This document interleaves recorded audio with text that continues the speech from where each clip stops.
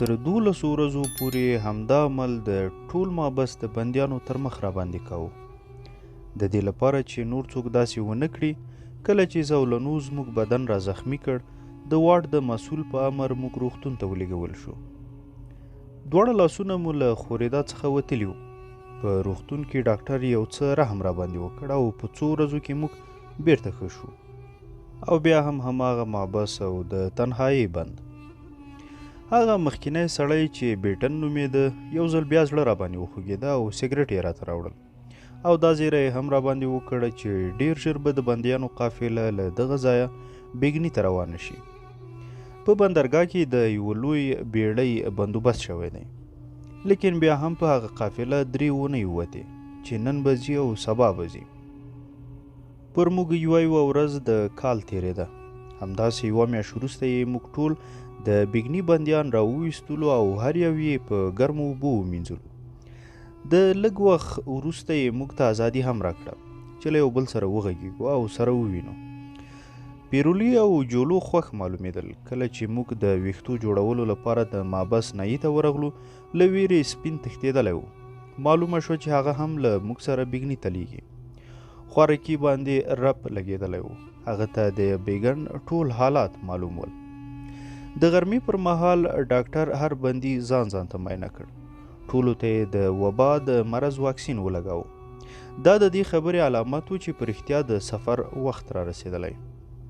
ماښام ته یې چې کله موږ په خپلو ځایونو کې بند کړو، نو بیټن راغی.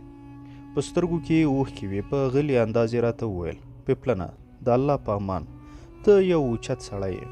زه ستا لپاره دعا کوم چې د هغه هیبتناکه مقام څخه دې خدای په خیر را خلاص کړي، او خدای دې وکړي چې په آزاده دنیا کې مو بیا سره لیده کاته وشي. معلومه شوه چې موږ سیده بیګن ته نه وړي. یو ځل پر موږ د سیټ مارټن د جزیرې سیل کوي، بیا مو له هغه ځایه بیګن ته وړي. په اصل کې موږ ټول 600 بدنصیبه همدغې جزیرې ته ور روانو، چې زیات یې دلته او کم یې بیګن ته وړل. کله مې چې ډیکا ولید، ډېر اوتر و. په اوږه مې لاس ورکېښود او ورته ومې ویل: فکر مه کوه، که د خدای خوښه وه په هغه ځای کې به د تېښتې لار ضرور پیدا کوو. حوصله هم مه بایله. هغه هم په مینه ناک نظر راته وکتل. ویې ویل: سمه ده پیپلنه، اوس به یا بخت او یا تخت ګورو. تر بندرګاه پورې په وړو موټرو کې چې له هر خوا څخه بند وو راوړو. کله چې ټول را پوره کړو، نو معلومه شوه چې 2 بندیان د سابندۍ نه په موټرو کې مړه شوي وو. بیړۍ ته یې ورپورته کړو. په بیړۍ کې غټې پنجرې وې چې په هره پنجره کې 10 کسان ورخوندي کړي وو. له پنجرو څخه وتلو باندې پابندي وه. په 2 بندیانو کې د هر ملک او د هر نسل بندیانو. دا یوه عجیبه نړۍ وه. د دنیا تر ټولو خطرناک بندیان یې سره یو ځای راټول کړي وو، چې په دې کې غرب، فرانسوي، هسپانوي او لندنیان او داسې نور 2 بندیان به اکثره په پنجرو کې سره هم جنګ کاوه. له ډېرې تالاشۍ سره به بیا هم له یو سره چاقو موجود و، او که به په دې هم وپوهېده چې له خپل ملګري سره یې کوم پلان موجود دی، بې له کوم دریغه به یې مرۍ ورپرې کوله. د جنګ خلاصي ته به یې د بیړۍ ساتونکي هم نه راتلل.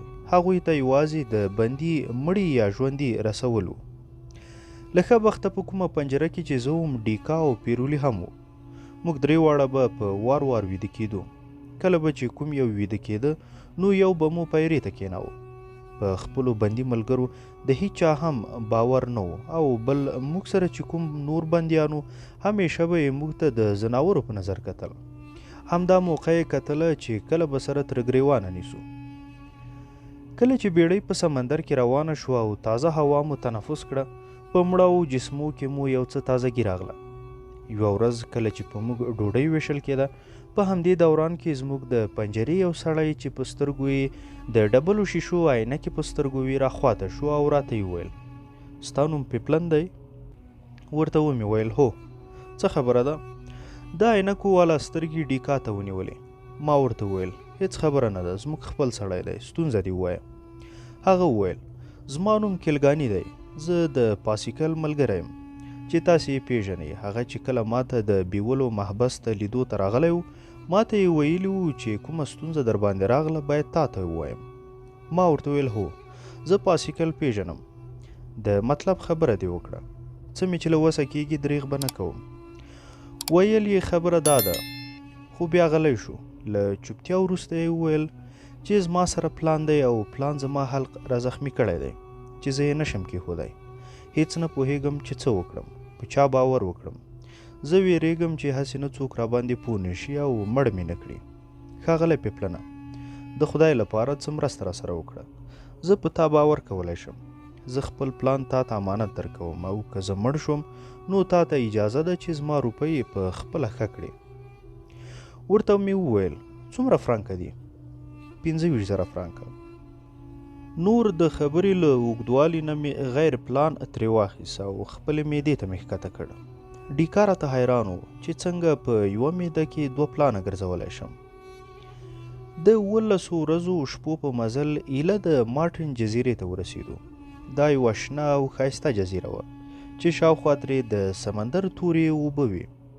ځای ځای د لرګي جوړې شوې کوټې ښکارېدې. د بیړۍ په لیدو له دغو کوټو څخه تور تور انسانانو زموږ سیل کاوه. دغه ټول خلک تور پوستي وو. دوی ته لکه چې د بندیانو سیل مزه ورکوله او خوند یې ورکاوه. د بیړۍ ساتونکو هغوی یوې خواته کړل او موږ ټول یې په هغه ځای کې چې ګر چاپیره ترې 18 فوټه دیوال تاو، د دیوال په سر چې اغزن سیم هم تاو شوی و، په 4 کونجو کې اوچت برجونه ول او په هر برج کې ساتونکي 24 ساعته موجود و. دا چې لا بیګني لرې وه، موږ باید 2 میاشتې په دې ځای کې تېرې کړې وای. ټول نوي بندیانې په کتار ودرولو او په ولاړې مو پښې شلې شوې. له ښه ځنډ وروسته د کمپ مسؤل چې په رتبه کې قومندانو سره له 4 وسلوالو کسانو او 3 ډاکټرانو راغی. زموږ تمه وه چې اوس به د تیارسۍ غږ کوي، خو داسې ونه شول. قومندان لا سپیکر خولې ته نږدې کړ او ویل بندیانو، زه چې څه وایم باید ښه په غور سره یې واورئ. اوس تاسې ټول د فرانچ ګیانا د انتظامیې په اختیار کې یې. دغه جزیره د پوځ په اختیار کې ده او د پوځ مرکز په کایني کې دی. دلته به په هغو عمل کیږي کوم چې موږ بندیانو ته ځانګړي کړي دي. د فرانسې دولت تاسې ټول موږ په اختیار کې راکړي یې. اگر که دغه قواعد هر چا مات کړل نو د بخښلو وړ نه دي. له دې سره یې د نوي بندیانو مسؤل ته غږ وکړ. یو کس ورخواته شو او سلامي یې ورته وکړه او ورته یې وویل بیرټ، زه دغه نوي بندیان تا ته در سپارم او ټول معلوم کړه چې پوره دي او که نه. له هغه وروسته زموږ مسؤل هم خپله دبدبه په لاوډ سپیکر کې ښکاره کړه. ټولو بندیانو ته خپل نمبرونه ورولیکل شول او په وړو کوټو کې بند کړای شول. بیا هم له ښه قسمته چپ او ښي لور ته مې ډیکا او پیرولی او کلګاني هم خواته وو، خو معلومه نه وو چې څومره وړاندې دي. په همدغه شپه تر نیمایي اوښتې وه چې په مابس کې شور ماشور جوړ شو. ساتونکو یو او بل خواته منډې وهلې. مخکې له دې یو هیبتناکه چغه اوچته شوه. هر لور ته رڼا شوه. کله چې خبره معلومه شوه نو د غسلخانو خواته یو بندي په وینو لت پت پروت و. چا د پلان په لالچ کې په تیز چاقو مرۍ ورپرې کړې وه. موږ هم د غسلخانو په لور ورغلو. کله مې چې پر مړي سترګې ولګېدې نو د خپل حواس مې وبایلو. هغه کلګاني و کوم چې په بیړۍ کې ما ته خپل پلان راسپارلی و. چاقو یې په مرۍ کې تر بیخه پورې ننوتې وه. لا تراوسه یې وینه همداسې بهېدله. په دې وخت کې د خطر زنګ همداسې پرله پسې کړنګېده. د مابس ساتونکي په تلوار سره د پیښې ځای ته راورسېدل او ټولو بندیانو ته یې ټوپکې مخامخ ونیوې. هر بندي خپل حواس بایللی و. د مابس مشر امر وکړ چې ټول میدان ته ووځو. دوهم امر داسې وشو چې ټول کالي مو وباسئ. بندیانو حکم پر ځای کړ. له ما سره هم یو وړوکی چاقو. کله چې موږ د جولیو بولیو له مابس څخه راوتو نو بیټن راته پټ ډالی کړی و. په ډېر احتیاط مې له جیب څخه راویست او د پښې لاندې مې کېښود او خاموشه ودرېدم. د مابس ساتونکو په پلټنې پیل وکړ چې په نتیجه کې 3 چاقوګان، پیچکشې او یو د سرو زرو جوړ پلان پیدا کړ. د مابس مشر 6 کسان له کتاره وباسل او ځان ته یې ودرول. بیا امر وشو چې خپل کالي بیرته واغوندو. لکه د مخکې په شان مې بیا له کالیو سره په ډېر احتیاط چاقو راواخیست او هغه شپږ کسان غلي او په ویره کې ډوب ولاړ ول. د مابس مشر ورخواته شو او هر یو د شکل جایزه یې له نږدې واخیسته. وسلوالو ساتونکي یو چاقو راواخیست او د مابس مشر ته یې مخامخ ونیو او ورته یې وویل: صاحب، دا د هغه بندي له کالیو څخه راووت. هغه هم اقرار وکړ. بې له کوم فکره مابس مشر امر وکړ چې په تیاره کوټه کې بندي کړئ. بیا هم همداسې هر یو خپل اقرار وکړ. خو اوس په میدان یو چاقو، یو پلان او یو بندي پاتې و. دغه بندي یو صحتمند، ښایسته او کم عمره ځوان و چې په ډېره زړورتیا سره بې له ویرې ولاړ و. د مابس مشر د سرو زرو پلان ته اشاره وکړه چې دا ستا دی. هغه په هو سره سر ورته وخوځاوه. نو ښه، په دې کې څه شی دی؟ ځوان ځواب ورکړ چې 300 انګلیسي پاونډ او یو څه امریکایي ډالر او 2 د الماسو واړه غمي دي. که اجازه وي چې درته خلاص به کړم. د مابس مشر په خپله خلاص کړه او هغه هر څه رښتیا پکې راووتل. د مابس مشر د نوم پوښتنه ترې وکړه. سالویډ یا رومیو له ایټالیا څخه؟ هو صاحب، سمه ده. د پلان په هکله خو هر څه رښتیا شول او د اقرار په وجه به دې سزا یو څه کمه شي.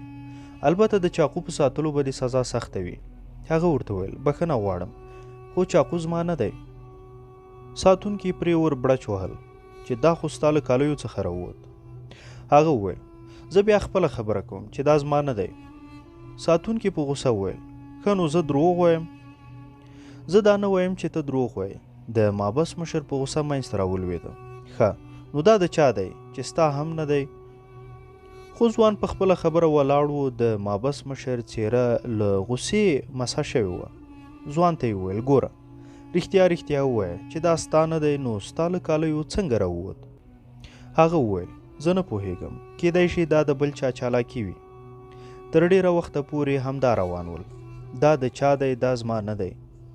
بالاخره د مابس مشر امر وکړ چې د هلک لاس او پښې وتړئ. د سترګو په رپ کې امر تعمیل وشو. ایټالوي ځوان ته د مابس مشر وویل: زه تر 10 حساب کوم. که د اقرار ونه کړ نو مرګ به دې له ټوپک څخه وي. مسلح ساتونکي هم ورته ټوپک مخامخ کړی و. ډیکا له ما سره خواته ولاړ و او راته یې وویل چې دا ځوان لیونی شوی. ښه، ولې د ځان د بچ کولو لپاره اقرار نه کوي؟ هغه ځوان هم بېغمه بې له وارخطایي ولاړ و. د مابس مشر له 9 حساب شروع کړ. کله چې حساب 2 ته راورسېده نو ډیکا ناڅاپه له کتاره وروت او په زوره یې مابس مشر ته وویل چې چاقو زما دی، د هغه ځوان نه دی. دغې جملې په ټولو بندیانو یوه خاموشي خوره کړه او د ټولو سترګې په ډیکا کې خښې شوې. زه خپله هم حیران وم چې ډیکا ولې دومره خطرناک قدم اوچت کړ. هر طرف ته خاموشي وه. د شپې اخیری برخه وه چې د مابس ونې هم خاموشې ولاړې وې. په اسمان ستوري رڼه رڼه کېدل. لرې د سپیو په پرله پسې غپاره تلله، لکه دا هر څه چې زموږ شاهدان وي او زموږ پر بېوسۍ خاموشه وي. همداسې په خاموشۍ سره د رومیو لاس او پښې ورخلاص کړل. په پای کې د مابس مشر دغه خاموشي په دې خبرو ماته کړه چې ډیکا ته یې وکړې: ښه، دا ووایه چې دا قتل دې ولې وکړ؟ ډیکا ورته مسکی شو او ورته یې وویل: ما د چاقو اقرار وکړ. د قتل سره زما کوم کار نشته او نه ما کړی او نه ما لا تروسه څوک وژلي او نه یې هم اراده لرم. د مابس مشر امر وکړ چې په 22 نمبر تیاره کوټه کې بندي کړئ او سبا 10 بجې له نورو بندیانو سره ماته حاضر کړئ. کله چې زه خپل ځای ته ولاړم خوب مې له سترګو الوتی و. سوچ مې کاوه چې له دغه جهنم څخه به وتل راته ممکن شي او که نه، او دغه واشیان به له ډیکا سره څه سلوک وکړي او کلګاني چا وواژه، او که قاتل پیدا نشو نو د ډیکا مرګ خو حتمی دی او ما باید د ډیکا په هر حالت کې بچ کړی وای، ځکه چې د تیښتې او ازادۍ ټولې هیلې مې هغه پورې تړلې وې. ډیکا مې نه دوست او نه مې ورسره کوم کار کړی و، خو دعا سلام مو سره ژوندی و. لیکن کله چې د سنټ مارټن په جهنم کې په خپله بستره بې قراره یو او بل اړخ باندې اوښتم او خوب یې رانه تښتولی و، اوس راته ښکاره شوه چې ډیکا مې د مودو ملګری او ګران دوست تیر شوی. په حقیقت کې ډیکا زما لپاره یو ذهني تکیه وه زه پوهېدم چې هغه نه وي زه هیڅ هم نشم کولی.